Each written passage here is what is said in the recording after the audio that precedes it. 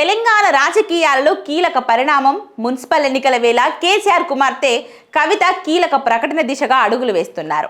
BRS నుంచి suspend అయిన తర్వాత ఎమ్మెల్సీ పదవికి రాజీనామా చేసిన కవిత కొద్ది రోజులుగా మద్దతుదారులతో వరుసగా సమావేశాలు నిర్వహిస్తున్నారు.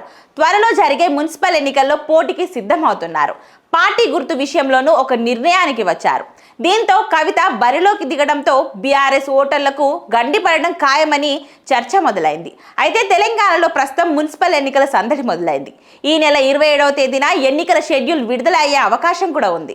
ఫిబ్రవరి 11, 12 తేదీలలో పోలింగ్ ఉండే అవకాశం ఉందని సమాచారం.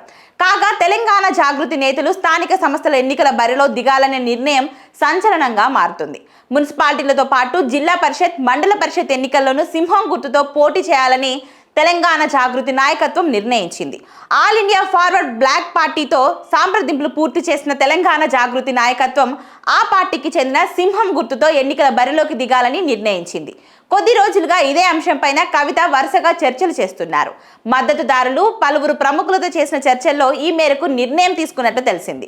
తాజాగా ఎన్నికల గుర్తుతో పాటుగా పోటీ పైన ఏఐఎఫ్ఈ పార్టీ, తెలంగాణ జాగృతి మధ్య సయోధ్య కుదిరింది.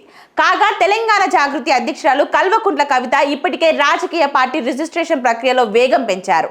అయితే పార్టీ రిజిస్ట్రేషన్ పూర్తి కావడానికి 2 నుండి 3 నెలల సమయం పట్టే అవకాశం ఉందని అంచనా వేస్తున్నారు.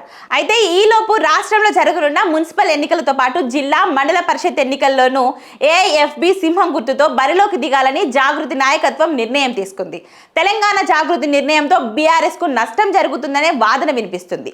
అయితే ఓటర్లు ఏ మేరకు కవితకు మద్దతుగా నిలుస్తారు, ఎవరి ఓట్లపైన కవిత ప్రభావం ఉంటుందనేది ఈ ఎన్నికల్లో స్పష్టత వచ్చే అవకాశం ఉంది.